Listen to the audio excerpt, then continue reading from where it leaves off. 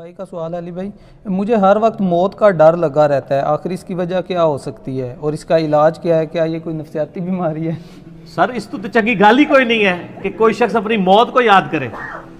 ہاں نفسیاتی بیماری والا ایک مسئلہ علیحدہ سے ہے، وہ واقعی بعض لوگ ایسے ہیں ان کو بڑے بڑے علماء کو یہ نفسیاتی بیماری رہی ہے، حالانکہ پوری زندگی قرآن کی تفسیریں لکھتے رہے لیکن خدا پہ اتنا یقین نہیں تھا. کتنے، میں اب علماء کے نام نہیں لیتا، فوت بھی ہو چکے ہیں، وہ پھر وہ کہیں گے جی بے عزتی کر دی ہے. کئی علماء ایسے ہیں کہ پنکھے کے نیچے نہیں سوتے تھے کہ پنکھا ہی نہ گر پڑے، یہ بیماری بھی ہے.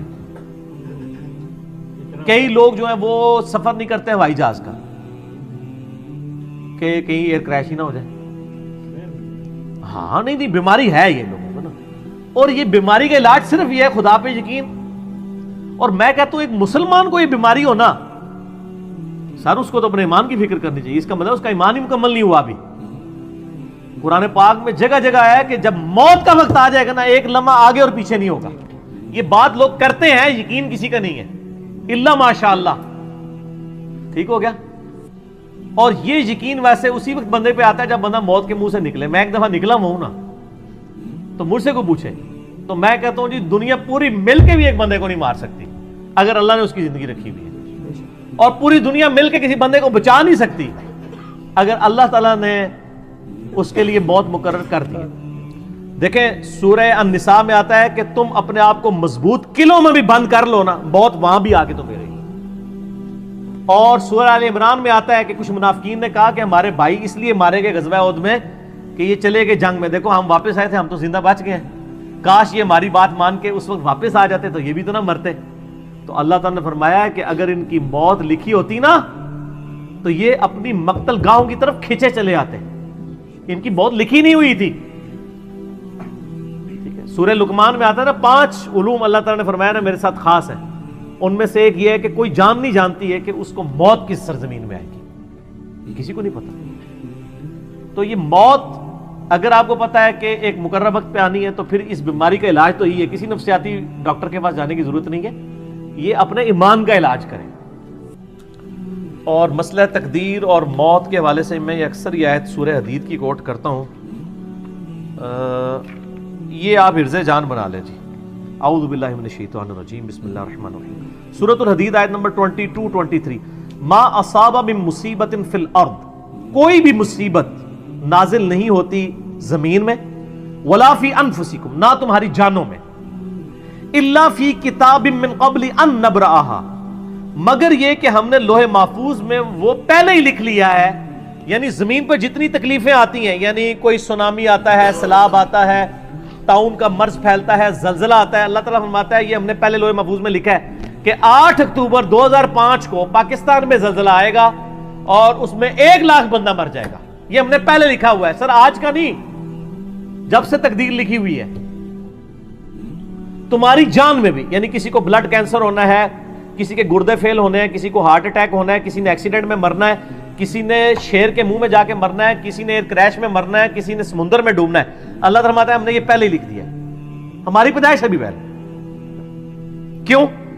ان ذالک علی اللہ یسیر، بے شک یہ اللہ پہ آسان ہے. یہ نہ سمجھنا کہ انٹرنل ریکارڈ کس طرح رکھے ہیں، اللہ پہ بہت آسان ہے. لِكَيْ لَا تَأْسَوْا عَلَى مَا فَاتَكُمْ، یہ ہم نے اس لیے لکھ لیا تاکہ تم افسوس نہ کرو اس پر جو تم سے چھن جائے. کسی کی آنکھیں چھن گئی ہیں نا، وہ یہ افسوس نہ کرے یار میری آنکھیں کیوں لے لی. یہ تو اللہ نے ڈیسٹنی میں مقرر کی تھی. وَلَنَبْلُوَنَّكُمْ بِشَيْءٍ مِّنَ الْخَوْفِ وَالْجُوعِ وَنَقْصٍ مِّنَ الْأَمْوَالِ وَالْأَنفُسِ وَالثَّمَرَاتِ، ضرور آزمائیں گے بھوک سے، خوف سے، جان اور مال میں نقصان سے. پھر چیک کریں گے کہ کون کہتا ہے اِنَّا لِلَّهِ وَإِنَّا إِلَيْهِ رَاجِعُونَ، اللہم اجرنی فی مصیبتی واخلف لی خیرا منہا. ولا تفرحوا بما آتاکم، اور مت شیخی بگاڑو جو تمہیں مل جائے کہ میں نے بڑا کمال کیا ہے. واللہ لا يحب كل مختال فخور، اللہ تعالیٰ شیخی بگاڑنے والوں کو پسند نہیں کرتا. تو اللہ تعالیٰ نے فرمایا کہ ہم نے تقدیر میں چیزیں اس لیے لکھ لی تھی کہ بعد میں غم نہ کھاؤ.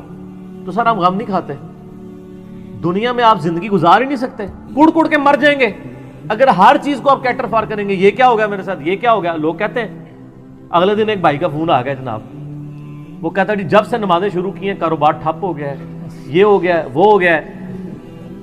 کہتے پہلے رام خوری کر رہا تھا، خود بول رہا ہے، کہتا ہے رام خوری تھی، سکون کی زندگی تھی، جیسے ہی حلال خوری شروع کی ہے سب کچھ برباد ہو گیا.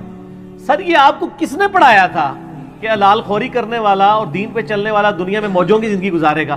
یہ کہانی تو آپ کو غلط کروائی ہے نا ان وائزین نے. جامعہ ترمذی میں حدیث ہے سب سے زیادہ تکلیف نبیوں پہ آتی ہیں, اس کے بعد ان پر آتی ہیں جو نبیوں کے بعد اللہ کو سب سے محبوب ہوتے ہیں, اور اس کے بعد ان پر جو ان کے بعد سب سے بڑھ کے محبوب ہوتے ہیں. سر یہ آپ کو جو کہانیاں کراتے ہیں نا جی آپ اللہ کے راستے پر آ جائیں کوئی تکلیف نہیں آئے گی, نہ تکلیفیں تو آئیں گی. ہاں آپ کو حوصلہ مل جائے گا صبر کرنے کا. وہ تکلیف یقین کریں آپ راستے پر نہ بھی آتے نا, جو تکلیف آپ کے مقدر میں ہے نا وہ آنی ہے, وہ ٹلنی والی نہیں ہے, وہ اللہ نے آزمانا ہی آزمانا ہے. اور چیک کرنا ہے کہ کون گاڈ کو رسپانس کرتا ہے اور کون رونا پیٹنا ڈال کے بیٹھ جاتا ہے. نبی علیہ السلام پہ تھوڑی تکلیفیں آئی. 3 بیٹیاں آپ نے اپنے ہاتھوں سے دفن کی ہیں, اپنی بیٹے دفن کیے 3, ٹھیک ہے, اور جو جن کو بیٹا بنایا حسن حسین کو ان کے بارے میں پہلے ہی جبریل آ کے بتا گئے کہ دونوں مار دیے جائیں گے.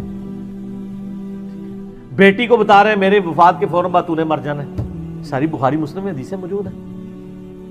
تو تکلیفیں تو کاٹی ہیں. صحیح مسلم میں آتا ہے کہ طائف کے موقع پر اتنے پتھر لگے کہ خون مبارک سے نالین شریف بھی جو ہے وہ بھر گئے.